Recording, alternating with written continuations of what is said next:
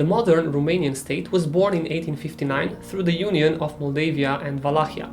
The double election of Alexander Ioan Cuza as ruler was followed by an administrative and institutional union.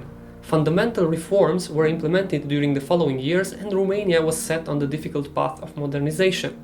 The survival of the new state was endangered by the territorial ambitions of neighboring empires, and the Romanian political class was in search of a solution. A foreign prince, related to one of the great European dynasties, was considered the guarantee for the international recognition of the new Romanian state.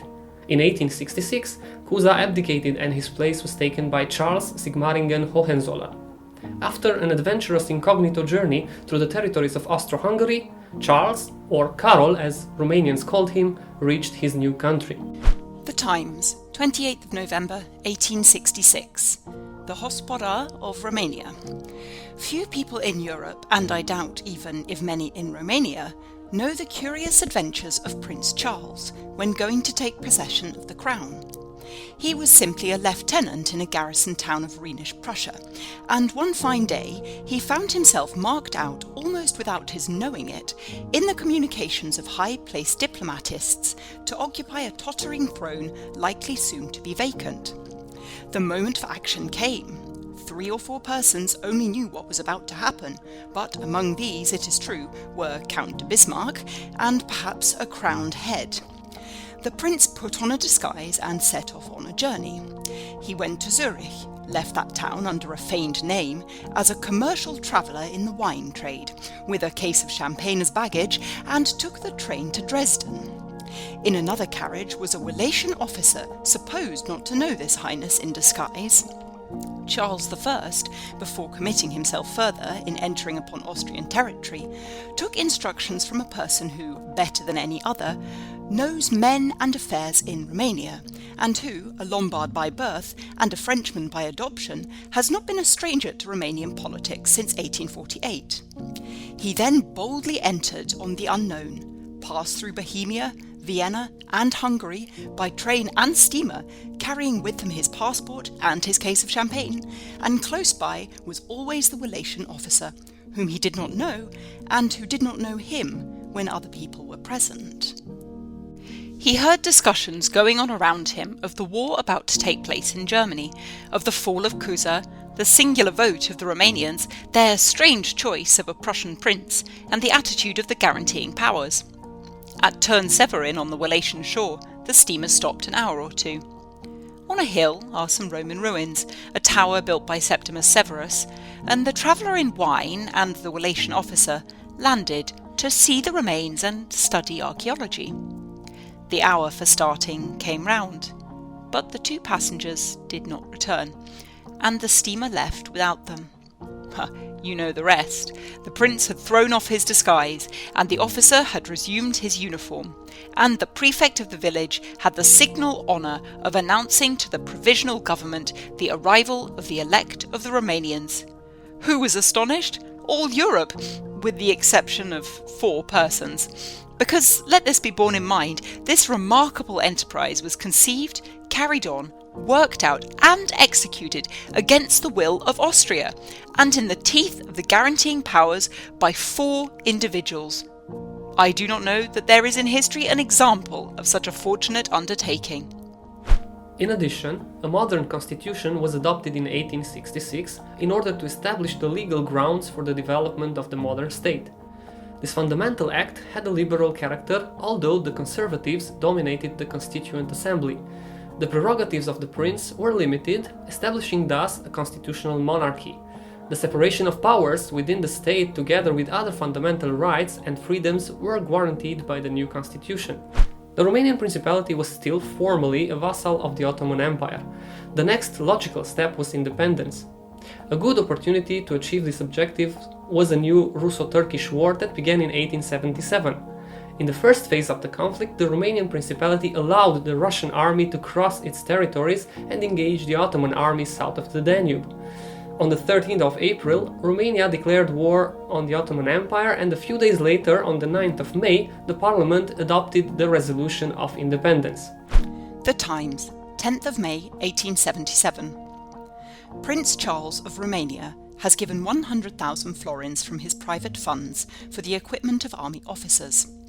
Princess Elizabeth has accepted the office of patroness of the Society for assisting sick and wounded soldiers of the Romanian army. Pest, May the 9th. According to a telegram to the Presa from Bucharest, Monsieur Rossetti, in the private conference of senators and deputies yesterday, proposed that the independence of Romania should be declared in the public sitting today. The motion was carried. After the proclamation of the kingdom, the declaration of war is to be made. The president, Monsieur Bratianu, was present. In the same secret conference, according to other accounts, the question of the participation by Romania in the war was discussed. The majority of the deputies seemed in favour of it, but the opinion of the senators was very doubtful. As the actual conflict between Turkey and Romania has begun, by the Turkish batteries firing from Vidin and the Romanian guns from Calafat, the question seems rather irrelevant to whether or not the war is officially declared. No great harm seems to have been done by the bombardment, yet it cannot be well foreseen to what consequences and complications those first harmless shots may lead, especially if they are followed by the declaration of the independence of Romania. The Romanian army crossed the Danube in the summer of 1877 when the Russian offensive was stopped in the Plevna region in northern Bulgaria. Prince Charles was acknowledged as commander of the Allied forces in the region, and after a few months of intensive warfare, the Ottoman defensive was broken. The Russians were victorious, but the other European powers gathered for a peace congress in Berlin in 1878. Their objective was to limit the territorial gains of the Russian Empire and to keep a political balance in Southeast Europe. Romanian independence was formally recognized on certain conditions. In the following years, the Romanian government made constant efforts to establish official relations with the other European states, especially with those who had a decisive influence on the evolution of international relations. A significant step was made on the 20th February 1818, when William Arthur White was received by Prince Charles and presented his credentials as Minister Plenipotentiary and Envoy Extraordinary of Great Britain in Romania. The Times, 17th of February, 1880.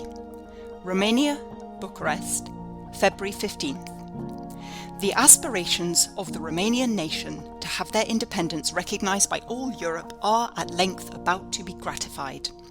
As foreshadowed in a recent telegram, the united recognition of Romanian independence by England, France and Germany will take place during the present week, when Her Majesty's representative will present his credentials as Minister Plenipotentiary to the court of His Royal Highness the Prince of Romania. Many apprehensions have been felt here that some further trial might be in store for the newly enfranchised principality, but these fears will be set at rest by this triple recognition, and Romania will then have no cares outside her own frontiers interfering with the development of her natural resources. The Times, 21st of February, 1880. This afternoon, Mr. White, Her Majesty's representative at Bucharest, had an audience with their Royal Highnesses the Prince and Princess of Romania, and presented his credentials as Minister Plenipotentiary and Envoy Extraordinary of Great Britain at the Romanian court. His Excellency then officially presented to their Royal Highnesses Mr. Cumberbatch, Her Majesty's Vice-Consul at Bucharest, who has so efficiently acted as Secretary to Her Majesty's Consular General at Belgrade and Bucharest. The Prince was highly gratified by the prompt presentation of his credentials on the part of Her Majesty's Minister. On the same day the independence of Romania was formally acknowledged, instead of awaiting the arrival of the French and German ministers, a delay which would have added to the formality, but seriously diminished the cordiality of the ceremony, which, as carried out today, cannot fail to place the newly established diplomatic relations between England and Romania upon a most friendly footing. The ceremonies above described have put an end to the long-continued anomalous position occupied by Her Majesty's representative in Romania, who arrived here without any credentials beyond a simple letter authorising him to arrange a commercial treaty with Romania.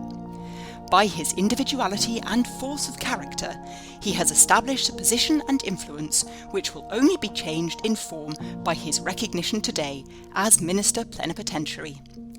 Belgium has also today recognised the independence of Romania. Later.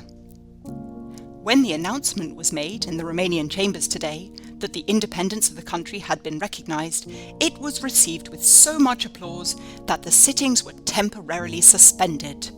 1 year later, on 19 July 1881, Nicolae Calimahi Catargiu became the official diplomatic representative of Romania in Great Britain. In the following years, similar relations were established with other European states. As a direct consequence of this international recognition, Charles I was crowned king on the 14th of March 1881.